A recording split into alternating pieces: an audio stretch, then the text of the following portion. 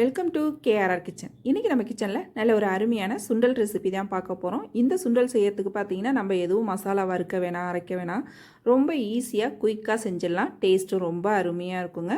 எப்படி செய்கிறதுன்னு நம்ம வீடியோக்குள்ளே போய் பார்ப்போம். அதுக்கு முன்னாடி நம்ம சேனலை இப்போ தான் ஃபஸ்ட் டைம் பார்க்குறீங்கன்னா சப்ஸ்கிரைப் பண்ணி வச்சுக்கோங்க. கூடவே பெல் சிம்பிள் ப்ரெஸ் பண்ணி ஆளுங்கிற ஆப்ஷனையும் ப்ரெஸ் பண்ணி வச்சுக்கோங்க. அப்போ தான் நான் போகிற வீடியோஸ் எல்லாம் உங்களுக்கு தொடர்ந்து நோட்டிஃபிகேஷனில் ஒன்றுக்கு ஒன்றே கிடச்சிட்டு இருக்கும். இப்போ வாங்க இந்த மசாலா சுண்டல் எப்படி செய்கிறதுன்னு பார்த்துடலாம். இப்போ சுண்டல் செய்யறதுக்கு பார்த்தீங்கன்னா ஒரு 200 கிராம் அளவுக்கு கருப்பு கொண்டக்கடலை எடுத்து நல்லா ஒரு 8 மணி நேரமாக ஊற வச்சு வச்சுருக்கேன். கொண்டக்கடலையே ஒரு 5லேருந்து ஒரு 6 மணி நேரமாவது குறைஞ்சது ஊற வச்சு எடுத்துக்கங்க. சப்போஸ் கொண்டக்கடலை நீங்கள் ஊற போட மறந்துட்டீங்க அப்படின்னாக்கா நல்லா கொதிக்கிற தண்ணியில் ஒரு மணி நேரம் ஊற வச்சிங்கன்னா கூட போதும், நல்லா ஊறி வந்துடும். இப்போ இந்த கொண்டக்கடலையை நம்ம வேக வச்சு எடுத்துக்குவோம். அதுக்கு பார்த்தீங்கன்னா குக்கர் எடுத்துருக்கேன். தண்ணியை வடிகட்டிட்டு இப்போ இதில் சேர்த்துக்குவோம். கொண்டக்கடலை எல்லாம் சேர்த்ததுக்கப்புறம் பார்த்தீங்கன்னா வேறு தண்ணி சேர்த்து வேக வைங்க. நம்ம ஊற வச்ச தண்ணி சேர்த்து வேக வைக்க வேண்டாம். இப்போ தண்ணி மூழ்கிற அளவுக்கு சேர்த்து இந்த கொண்டக்கடலைக்கு தேவையான அளவு உப்பும் சேர்த்துக்குவோம். 1 டீஸ்பூன் அளவுக்கு சேர்த்தோம்னா கரெக்டாக இருக்கும். நான் இன்றைக்கி 200 கிராம் அளவுக்கு கொண்டக்கடலை எடுத்திருக்கேன். இப்போ உப்பு சேர்த்து நல்லா கலந்து விட்டு குக்கர் மூடி போட்டு நல்லா ஒரு 5லேருந்து 6 விசில் வச்சு எடுத்துக்கோங்க. அதே போல் பார்த்திங்கன்னா கொண்டக்கடலையை மீடியம் ஃப்ளேமில் வச்சு வேக வச்சுக்கோங்க. அப்போ தான் பார்த்திங்கன்னா கடலை நல்லா வெந்து வரும், சாஃப்டாகவும் இருக்கும். இப்போ இதை வேக வச்சுட்டு நம்ம சுண்டல் எப்படி தாளிக்கிறதுன்னு பார்ப்போம். இப்போ பாருங்கள், சுண்டல் வேக வச்சு எடுத்துட்டேன். கடலையும் நல்லா வெந்து வந்திருக்கு பாருங்கள். இந்த அளவுக்கு நல்லா சாஃப்டாக வேக வச்சிங்கன்னா தான் நல்லாயிருக்கும் சாப்பிட்றப்ப. இப்போ இந்த தண்ணியை வடிச்சிட்டு அதுக்கப்புறம் நம்ம சுண்டல் தாளிப்போம். இப்போ சுண்டல் தாளிக்கிறதுக்கு அடுப்பில் ஒரு கடாய் வச்சுருக்கேன். இதில் வந்து ஒரு 2 டீஸ்பூன் அளவுக்கு தேங்காய் எண்ணெய் சேர்த்துக்கிறேன். எல்லா வகையான சுண்டலுமே பார்த்தீங்கன்னா தேங்காய் எண்ணெயில் தாளிப்பு கொடுக்கும்போது டேஸ்ட்டு ரொம்ப அருமையாக இருக்கும். ட்ரை பண்ணி பாருங்கள் ஒரு தடவை.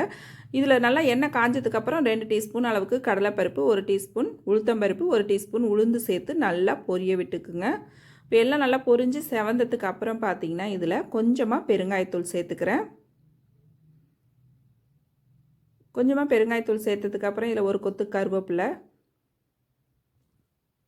அப்புறம் ஒரு 2 வரமிளகாய் சேர்த்துக்கிறேன். இது குண்டு மிளகாங்கிறதுனால 4 சேர்த்துருக்கேன். இதே நீங்கள் நீட்ட மிளகானா ஒரு 2 சேர்த்திங்கன்னா போதும்.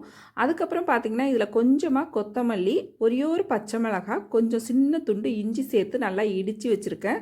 இஞ்சி பச்சை மிளகாய் எல்லாம் நல்லா இடிச்சிட்டு சேர்க்கும் போது பார்த்தீங்கன்னா கொண்டக்கடலை நல்ல ஒரு ஃப்ளேவர் கிடைக்கும். அதனால் இடிச்சிட்டு சேர்த்துக்குங்க.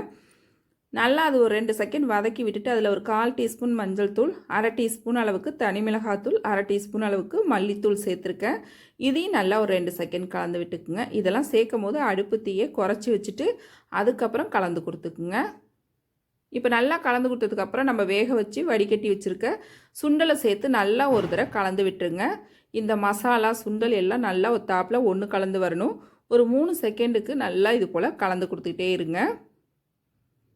நல்லா இது போல் ஒத்தாப்பில் கலந்ததுக்கப்புறம் இதில் கடைசியாக நம்ம தேங்காய் துருவல் சேர்த்து இறக்க வேண்டிதான். தேங்காய் துருவல் சேர்க்க விருப்பம் இல்லாதவங்க இதில் வெங்காயம் கூட தாளிக்கும் போது சேர்த்து தாளிச்சிக்கலாம். வெங்காயம் சேர்த்திங்கன்னா நீங்கள் தேங்காய் சேர்க்கணுன்ற அவசியம் இல்லை. நான் இன்றைக்கி தேங்காய் சேர்த்து தான் தாளிப்பு கொடுத்துருக்கேன். தேங்காய் சேர்த்ததுக்கப்புறம் பார்த்திங்கன்னா ரொம்ப நாளைக்கு கலர வேணாம், அந்த சூட்லேயே கலந்தோம்னா போதும். அடுப்பை உடனே ஆஃப் பண்ணிவிடுங்க. தேங்காய் வந்து வேகக்கூடாது, அந்த பச்சையாக இருந்தால் தான் அந்த சுண்டல் கூட சாப்பிட்றப்ப டேஸ்ட்டு நல்லாயிருக்கும். இப்போ பாருங்கள், நம்மளோட சுண்டல் ரொம்ப அருமையாக சூப்பராக ரெடி ஆகிடுச்சிங்க. நீங்கள் கண்டிப்பாக அந்த சுண்டலை நான் இன்றைக்கி சொன்னது போல் ட்ரை பண்ணி பாருங்கள். ட்ரை பண்ணி பார்த்துட்டு எப்படி இருக்குன்னு எனக்கு கமெண்ட் பண்ணுங்கள். என்னோட இந்த ரெசிபி பிடிச்சிருந்ததுன்னா லைக் பண்ணுங்கள், ஷேர் பண்ணுங்கள். மறக்காமல் நம்ம கேஆர்ஆர் கிச்சனை சப்ஸ்கிரைப் பண்ணி வச்சுக்கோங்க. நாளைக்கு வேறொரு ரெசிபியோடு சந்திப்போம். தேங்க்ஸ் ஃபார் வாட்சிங்.